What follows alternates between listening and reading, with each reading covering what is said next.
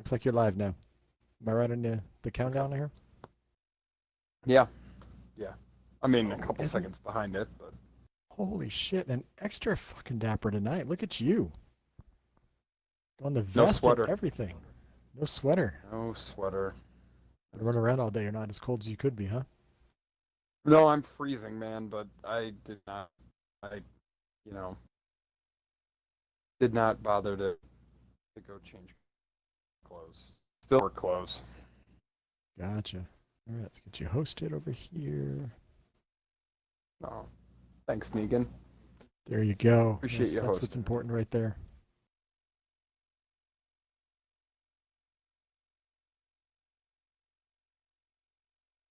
Okay, wake up there, buddy.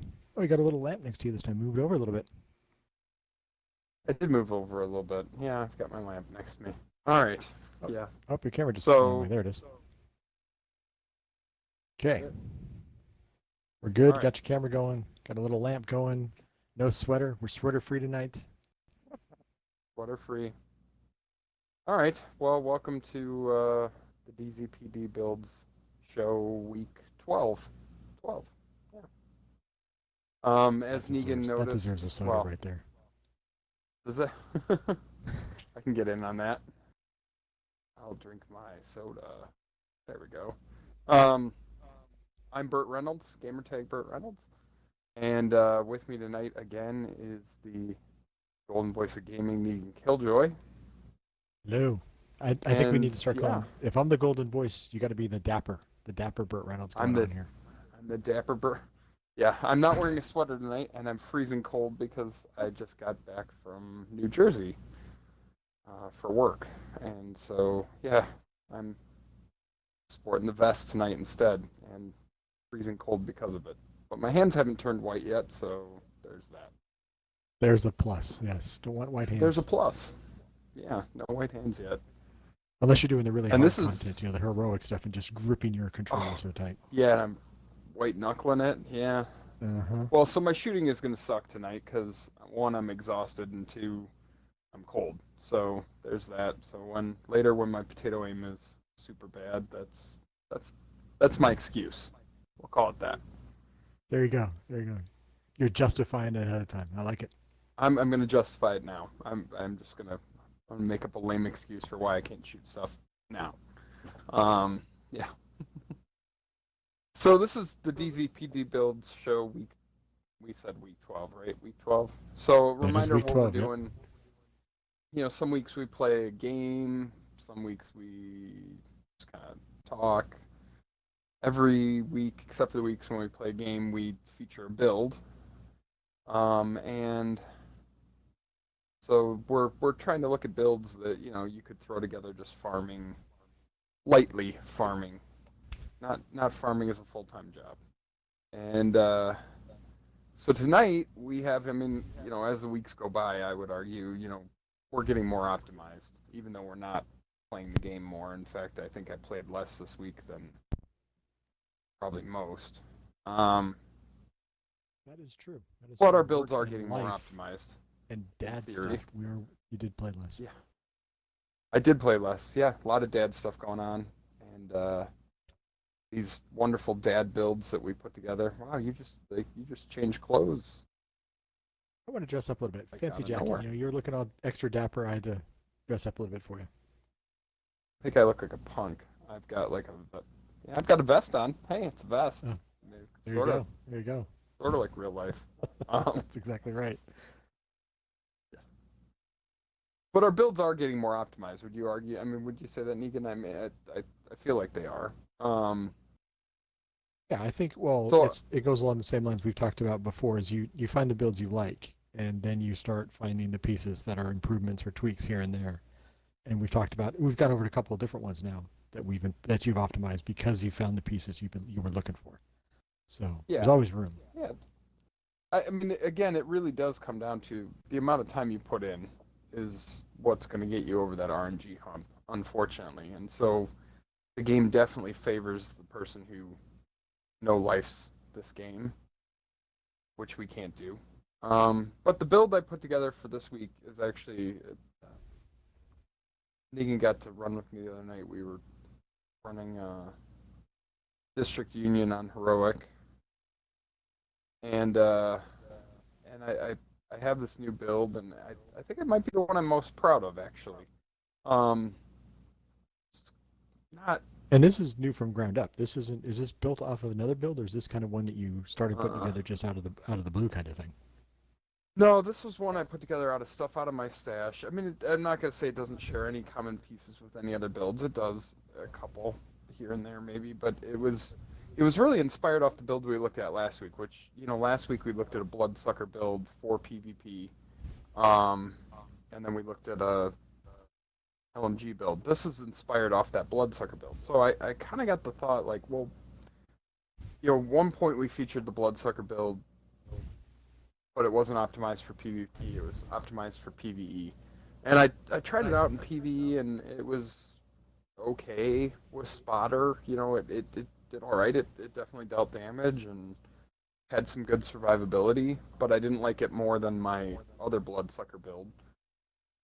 And I got to thinking this week that, like, maybe Spotter, though great for PvP, wasn't the right choice for PvE, and maybe Bloodsucker wasn't ultimately what I wanted to go with, and but I like that 311.7, because those stat numbers are ridiculous. Like, nobody should be able to put that many things together. But so I built a build, and I'll just pull it up. It is Unbreakable. 311.7 with Pokeballs. And Piqued my if interest. you don't, Unbreakable builds. Wait a sec. Let me actually start paying attention now. Hold on. so Go ahead. I have my normal Unbreakable build, which is actually this build here, which is generally my raid build, and I love it. It has no skill power, goose eggs there, zeros, 711 0. But this has skill power, and it has a lot of it. And so I paired it up with some Pokeballs and a Chem Launcher heal, and it's a pretty cool build. I ended up, as I've been running it. I think it might be the build I'm now most proud of. And in terms of survivability and really, really hard content, I think it might outshine the regular Unbreakable build. Now, I don't know that I would still don't know that I would run this in raid, only because I would not, it's got on the ropes, which is what I'm using to get a bunch of the damage. And you can't run a revive hive and on the ropes and have your on the ropes up very often. And so I still don't have the ability to run a revive hive. So if I was running with a really good coordinated team where I knew everyone and I knew somebody would be available for throwing a revive hive in that dire emergency situation where I might go down, maybe. That said, man, I don't go down a lot with it, even in heroic missions. Um, my problem That with is heroic true. missions Running it is on just District when I Union the other night, delta. you did not seem to Yeah. be going down a whole lot running the heroic District Union the other night until we all got overwhelmed. That was just a matter of the game just overwhelming us. But generally speaking, you did pretty good with it. Actually, I think it all fell apart the other night when I deltaed. And from there, we just kind of lost our mojo. But Well, I Delta can't help that. generally will ruin a good time for anybody. So I don't think Right. anybody sits there and goes, "Hey, you know what? More Delta. We need more Delta." More deltas. Yeah, I mean, I literally completely discoed out of the game and had to reboot my whole router and everything. So it was, yeah, not a great situation. But I did not go down a lot, and I don't go down a lot. It doesn't matter. I've now soloed 2 or 3 heroic missions with this build, and then done District Union where we were making really good progress. And it takes time, but it's a very solid build. So I'm gonna break it down for you. The mask is but it is hard hitting Gila Guard mask. Obviously. Now, usually, again, you would run usually on the ropes to take advantage of that 15% skill power, but the extra damage from from spotter, even when it overlaps with on the ropes, is great, but just doesn't match the Pokeballs. So you can see here I'm running, a utility mod with Pokeball skill power on it. I did grab that. There's a mask for sale this week. You have till tomorrow night at 7 o'clock Central to go pick it up at DZ South that has 42% damage to elites on, so I rolled that onto this mask.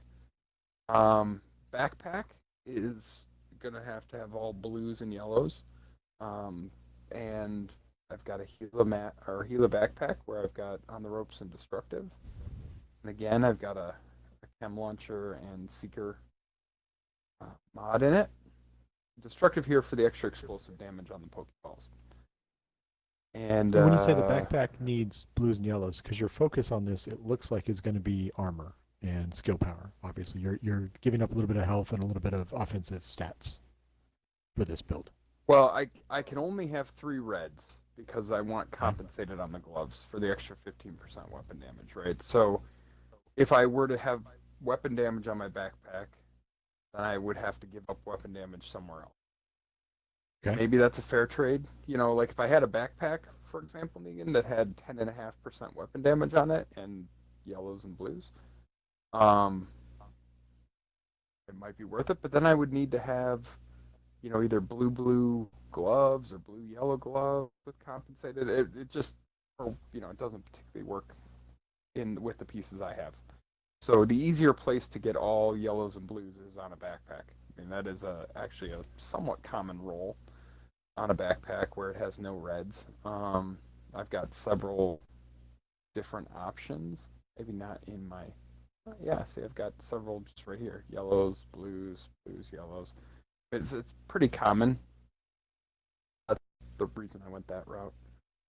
And that is the gloves, compensated. So we've got, assault rifle damage, health, and compensated. And then another chem launch. Well, this one's primarily a chem launcher skill power mod. Very high. You'll see why in a minute. I am running patience on these. If I wanted to have additional damage to elites, I think I'm sitting at about 60. 65. It's actually plenty of damage to elites for most content. You don't need any higher than that to go raiding, do heroic mission. So I'm taking the passive heal instead to make myself that much more tanky. And then I've got my 2 good 4,000 armor, 4% total armor mods in on this. And I am going to focus. My primary focus here is going to be using an assault rifle. In this case, my trusty, handy dandy Optimist Allegro in rhythm D416. Sorry, I know I feature that gun every week. It does work for you though, right? It's a good gun. It shows the versatility of the 416 only because you do use it in almost, I'm not sure all your builds, but use it in a lot of your builds. I do, and I have one with the exact same.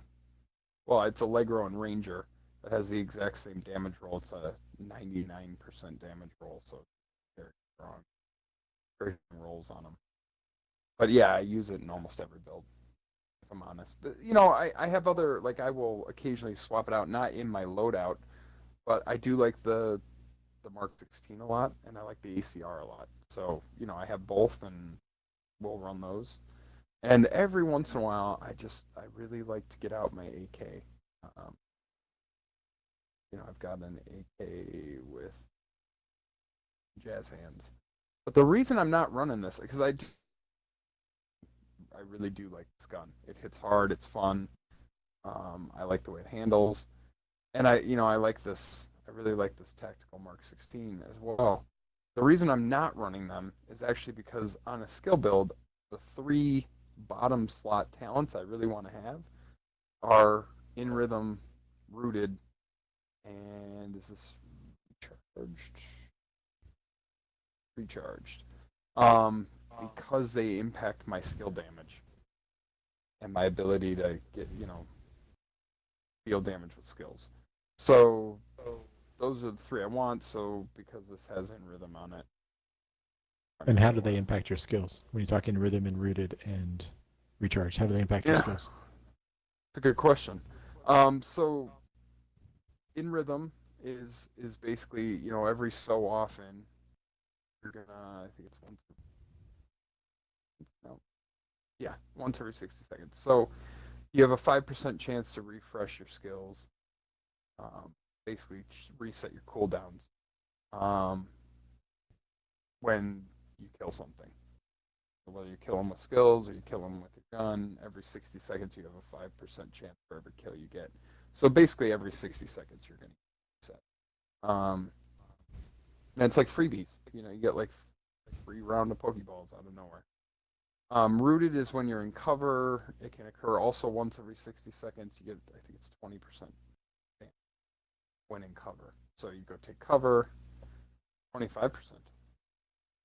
It buffs your skill damage by 25%. And then recharged is going to give you, uh, when you're at full armor, basically, you get additional duration and charges. Now, none of my skills have duration, but it will send out one extra Pokeball when I'm at full armor. Nice. So, again, Not a bad thing. that's sort of, no, it's a great thing. It's a wonderful thing. In fact, that if you're going to run a skill build of any kind, I don't see how you would ever want to run it without recharged.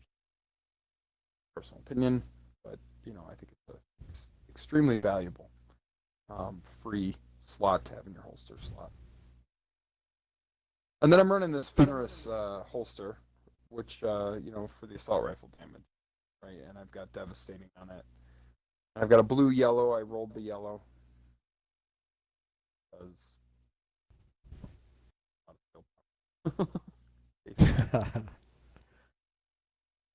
yeah.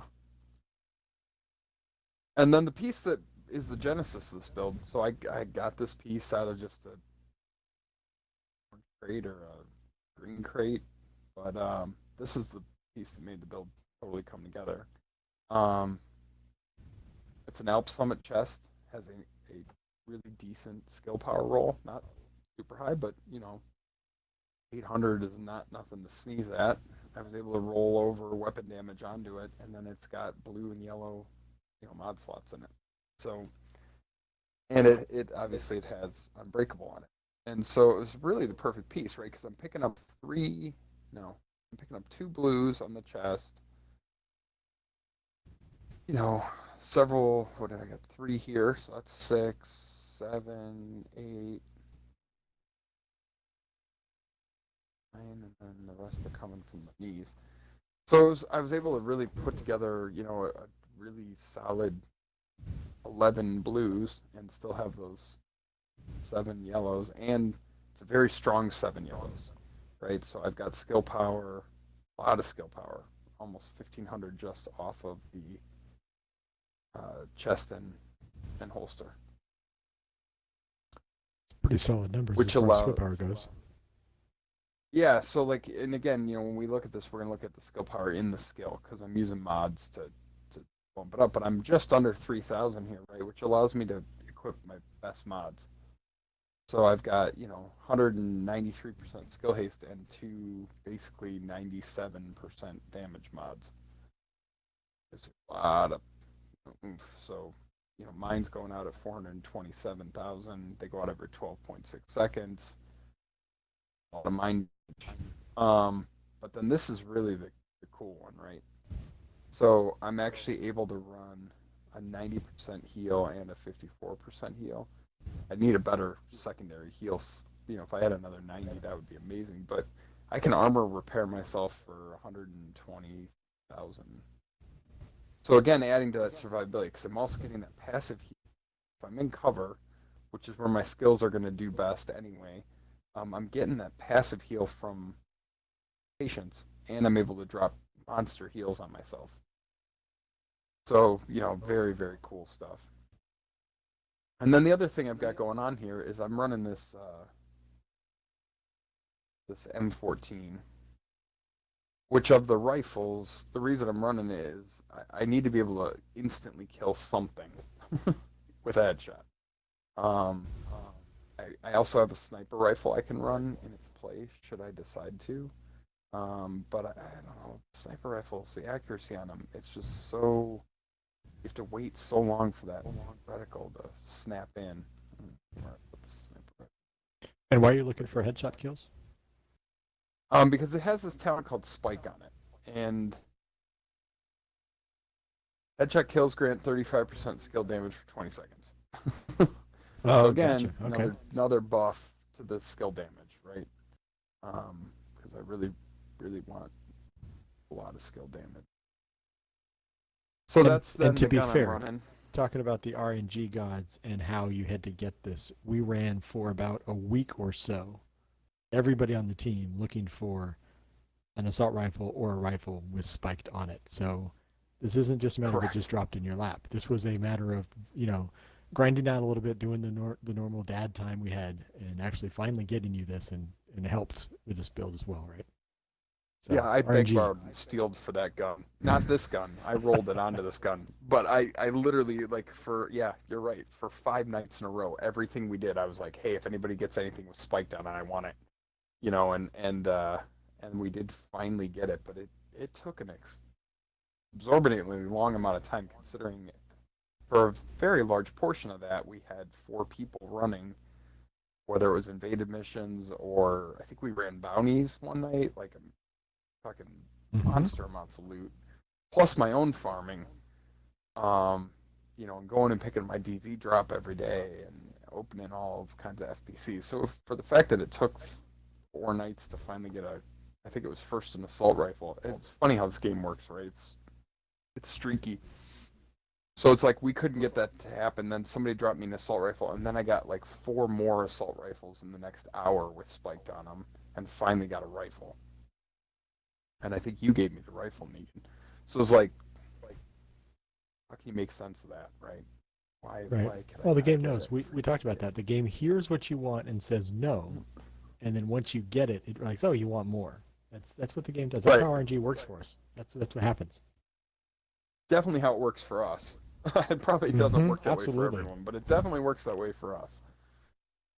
So yeah, but I mean, I think what's cool about this build for me, why I like it, why I've grown to really like it so much, is it dishes out a lot of weapon damage because it compensated and on the ropes. Um, and of course, the rolls I happen to have on everything don't hurt. So it dishes out a lot of gun damage. It dishes out a ton of skill damage. I mean, other than having BTSU gloves, I don't think you could have a stronger set of Pokeballs going out. They're going out quick, like really quick. And uh, and then at the same time, it has a monster amount of survivability because I can drop that huge heal on myself. I got patience going on the knees. 301,000 armor is not amazing, but it's not bad. But then on top of it, I have Unbreakable. So the survivability on this build for being a skill build, again, this doesn't require me to make any trades, right? Like, so now, we talked about trades the one night and the fact that I could have a ton of weapon damage, more than this, albeit a little bit more than this on that other build, but I could have a lot of weapon damage and not make a single trade for skill power damage. And now I'm not even making a trade for survivability, because in that other build that I was running, it had about 300,000 armor. Um, actually, which does. It has 300,000 armor, a lot less health, a lot of skill power damage. Um, but I don't have any. I don't have that oh crap moment from the Unbreakable, and this one I cannot drop giant heals on myself because I'm having to use what mod slots I have just to enhance my Pokeballs. So you're talking about ability to drop huge heals on yourself. Get passive healing. It doesn't have passive healing either. Yeah, no passive healing here. So passive heal,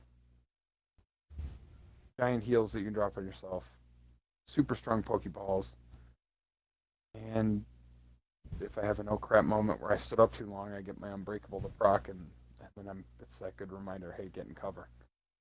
So I'm literally not trading a single thing, Negan. Not a thing. I've got the best of all three worlds. I'm tanky. I deal a ton of skill damage, and I deal a lot of weapon damage.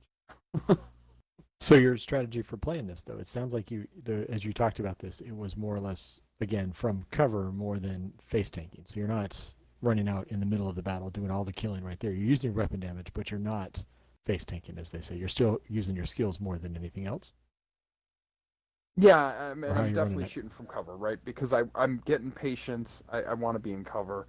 I want things like recharged and rooted to be procced. So I am doing cover to cover moves. Wouldn't say I'm playing back. I mean, you saw that the other night, right? Like sometimes I took the most forward position, but I Mm-hmm. was not ever face tanking. I was always playing from cover. Because honestly, the game really does reward you for playing from cover. It just does. I mean, so many of the talents are procced from cover that Right. the game's really trying to force you into adopting that play style, And you which can I'm take great and with. you Yeah, and you can take the forward position like you talked about because you're unbreakable. That does give you that ability to move up a little bit and take advantage of unbreakable. Like you talked about that oh crap moment of I've stood up too long or I've been out of cover too long. You fall back in, Yeah, starts bringing you get 70% right away, and you burn an armor kit without actually using it. So that's a nice one. That's how you play that right. style. Yeah. Now I do also want to call out. I can literally swap this chess piece in, um, and defense But that's a bloodsucker three chest you're mod looking at. slot, and that is a bloodsucker chest. So I can literally swap this in and replace it with bloodsucker, or And why would I you can want to swap. swap in bloodsucker? So when I'm running by myself, sometimes that's because then I can run around with a giant stack of over armor on me, which every mission's different. Mm-hmm. Um, if it's the type of mission where I'm going to have a bunch of drone spam, I'm probably gonna put on Bloodsucker. Only because the overshield, like the Pokeballs, get me the overshield. So if the Pokeballs knock the armor off of guys, which sometimes they'll knock the armor off of 5 guys at once, um, I get all that armor. I get a huge stack of armor. And if there's drone spam has a tendency to, wreck you very quickly to the point where you're unbreakable procs and then you get killed right after anyway, just because there's so many drones coming at you. So yeah, that would be And the you're sitting reasoning. at 300,000 armor, even with a bloodsucker chest, and like you said, you literally swap it out. And getting over armor on 300,000 armor is, well, put the math together. It's a nice little boost. It is. And I also have the option to run it using a Petrov chest as well. So I can actually, run it with this. And then I can have more LMG damage as well. So I mean, there's a couple different options for me. From the bloodsucker perspective, right? Like I can throw this on. Now stuff gets dialed back a little bit from a skill damage perspective, only because you can see I don't have 800 skill power on these chests, so I have to use my mod slots a little differently. I can keep the Pokeballs strong, but not the heal strong, or I can make the heal strong and then the Pokeballs lose some kick to them. But one way or the other, I still get back to, let's say, like 80% from a skill power standpoint of where I'm at here. Either I get 100% back on the Pokeballs and less back on the Chem Launcher, or I get it all back on the Chem Launcher and less back on the Pokeballs. But either way, it works out. And these are both, fun builds to run when I'm running solo. Especially, again, if I'm doing Black Tusk, like Heroic Black Tusk solo, and I know there's just going to be that constant stream of drones coming at me, Absolutely. I'm going to take Bloodsucker. So with that, I think we Plus should go. heroic stuff because you're still searching for BTSU glows, or do you have those? I don't. I don't. I am still looking for him. No, I just, I got into doing the heroic missions solo every once in a while just for the challenge, actually. Mm-hmm. Had Absolutely. nothing to That's the do best way with to do it. farming for anything. I just like the challenge of trying to do them myself. Not that I don't like running them with you guys. I do. I love running them. I think we should be running more of them. Um, but running them solo is a very laid back. This is gonna sound weird, but it's actually a very laid back experience because I'm in no hurry. And the trick with those solo builds, and maybe this just goes back to how much Division One we played, but I used to love the what do they call them in that? Legendary missions? Was that what it was called? Yeah, legendaries. Um, Yes, yeah, the I used to love the legendaries. legendaries and the fact that we would have to like kite guys back into choke points and stuff. So I do a lot of that when I'm running heroic solo, but we don't really do that when we run together as a group. We're just a little bit too murderous of a crew. We Not to say they're not hard, but we're not having to like run back 4 rooms to kite people into a choke point. We're Although, murdering everything to pretty quickly. to be honest, our district union arena runs didn't go as well as they could have. So maybe we should have taken some of that theory and strategy of kiting them backwards a little bit. We could have done a little bit better with our district union runs. So have you met Horchata that we were running with that night? I mean, I feel like you know him, and Who, I me? feel like you know that he does. Yes, you. I was like, wait a sec. Yes, I know Horchata. Go ahead. Yes, I've met him. So I feel like since you know him and we run together with him like all the time, you know that slow, steady, and kiting things backwards is not in his lexicon. It just doesn't. It's not his thing. That's He would that's just not him. That's right. right. So again, that's probably why I don't push for that strategy with our particular group that we run with, because yeah, he's just not really the hey, let's take 2 hours to do this nice and slow and kite things backward. He's more of a put the gun in the Drive guy's forward. Yeah, face and stand there and shoot kind of guy. that's right. Little metal to the pedal to the metal there. Yeah, Yeah. definitely. So yeah, I mean I guess that's really what it is. But we've had very successful runs at other things on heroic, and um, yeah, Absolutely. I mean, yeah, that's it is. It is. Before we close out the show, I think we should go take this down, and I'll just show you. I mean, you're not going to get an idea of the whole don't break on me. Um, Well, you could stand but there and I yell, can "I am show a you the kind of god," and see damage. what happens.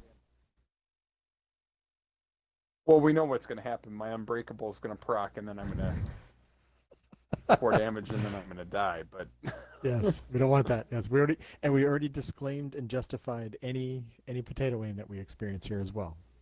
Long day.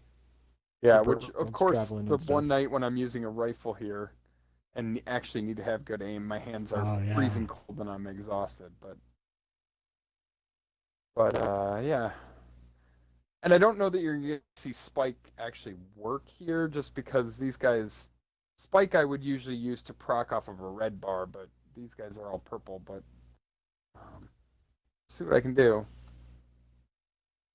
Oh, there is a red bar back there.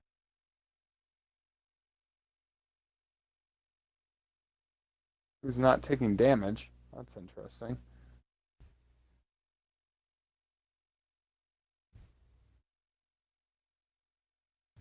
Hmm.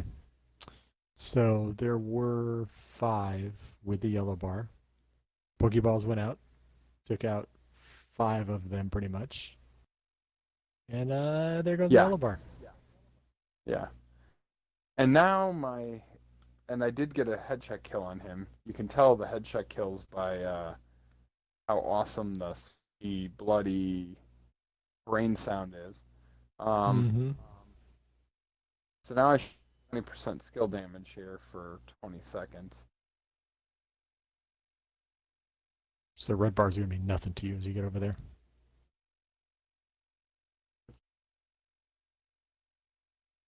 It's unbreakable. There's my Unbreakable. There's another headshot kill. Yeah. And what rifle you are you So using again? I'm running a M14, and again the reason I'm doing that is just from a pure damage output standpoint.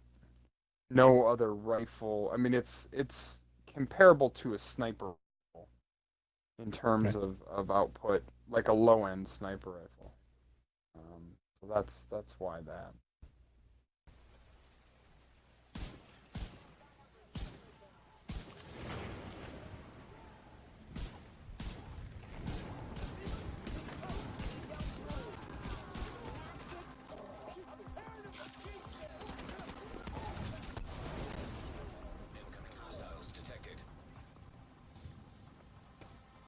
And as they say, to be fair, you're also taking content proc for 2. I mean, I'm really not doing anything. I'm just kind of watching you do this. So any of your potato aim or these people hurting you as they're going to, it's because it's 2 of us running around and you're doing all the work right now.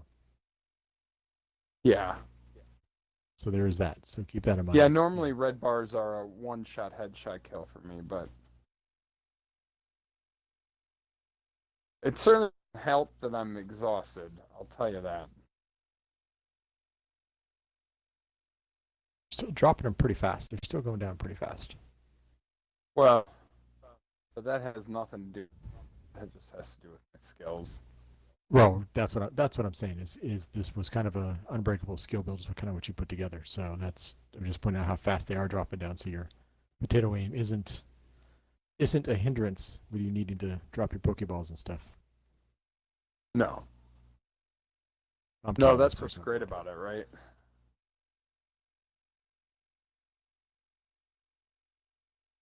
Well, I rescued a hostage, so. All hostages. Ooh, and I man. got a hyena bunny. Nice. Yeah, so there's that. Get the hyena bounty. I'm going to dismiss. It's good to have those in storage somewhere. Right. Couple catfish. Is it a challenge one? That would be good for later. Mm-hmm. Absolutely. So summarize the build again. So what started this was, I mean, what again? We kind of talked about it at the beginning, but what made you lean into this build? What made you want to get this build? Was it the chest piece you got that was unbreakable, or what gave you the idea for this build? It was twofold, right? Like, again, one of the things I'd been thinking about after last week's build stream was like, hey, what about PvE version of that's going back to the PvE version of that Bloodsucker spotter build. And when I did so, I was like, it's kind of underwhelming. I mean, it turns out a ton of weapon damage, don't get me wrong. But, I was like, it's cool. But I think my Bloodsucker build put out about the exact same amount of damage without me having to proc it with anything. Right? So, like, the spotter Bloodsucker build was like, well, it'd be cool running in a large group where everybody gets the buff from spotter, but beyond that, I didn't really see a point. And then I was like, well, what if I swapped out spotter for hard hitting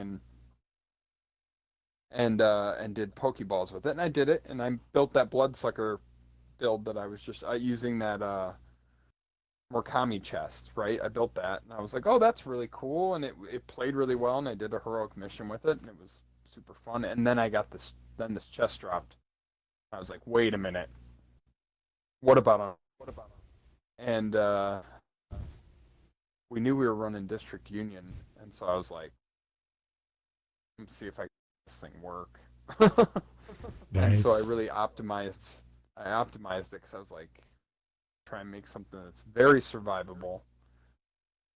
Churns out a lot of damage. Now, earlier in the week, though, you may remember this, Negan, and I'm not going to put it together here on the show, but for a little while, I was running a 577 Pokeball build that had 96% DTE. Do you remember that?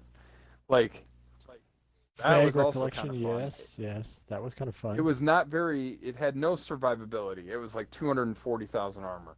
So a red bar looked at me wrong and I died. But we did do something heroic, and I did solo heroic with that.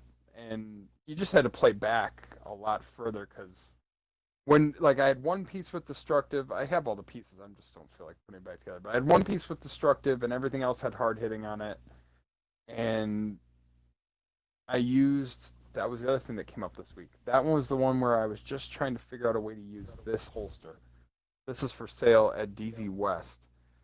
and it's a wyvern holster that has 2 yellows and a red, and it has hard hitting on it, which isn't even this is not even a possible roll. Like according to all the farmed or Data what do I mine, call that? mine data stuff. Data mine stuff. This isn't even possible. So I was like, I got to find a way to use this, right? Which, by the way, 502 skill power is the maximum amount of skill power you can roll on. So I put a build together around this, and it had 96% DTE. It had my Pokeballs against elites were hitting for like 750,000 damage. And oh boy, did it shred. But I had no survivability. So this seems like a better build. I'm happier with it. 100,000 more armor. All right, so Yeah. before we, I'm guessing we're about to sign off here in a second. So before we do, I'm going to ask you Yep. to summarize what you did, go over the pieces real fast, summarize, and then again, the strategy used behind this is kind of still medium range, fight from cover. You can take forward position if you want because of Unbreakable, but generally Yep. you're relying on your skills and your rifle at range, kind of thing. Yes.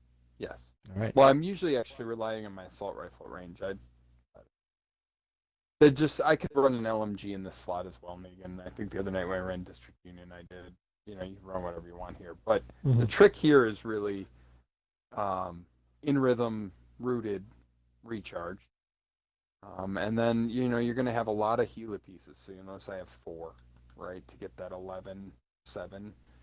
I have 4 pieces of Gila. Of course, a 4th piece of Gila does nothing for you at all. I have 1 piece with destructive for the Pokeball explosive damage, and I have this piece here with hard hitting for my damage to elites. Unbreakable chest, weapon damage, skill power, mod slots, and then the Fenris here to get the assault rifle damage up as much as possible. Backpack's going to have nothing but blues and yellows on it, but if you had the right glove, that could be reversed with the gloves. You could run 2 blues on the gloves and run 1 red up here. Wherever you got better weapon damage, I would argue would be the place. But chances are you're going to have better weapon damage on your gloves. And that's the theory behind it, man. As much weapon damage, skill power, and survivability as possible all in one package. And I think I've achieved it. I think you did. I think you showed it off a little bit, so it definitely achieved something. I wouldn't be too shy to run this. No, it's fun build to run. It's fun to not have to worry about dying while running a skill build. I'll be honest, yeah. Well, to be fair, it's nice to be able to run something and not worry about dying in general. But you keep showing off the fact that there's not a whole lot of trade-offs you have to make. You find the right pieces and move stuff around the right way. So yeah, no trade-off here. Absolutely no trade-off here. Nice. And with that, Negan, I think it's time for your masterful sign-off. All right. See everybody next week. In that case, see ya.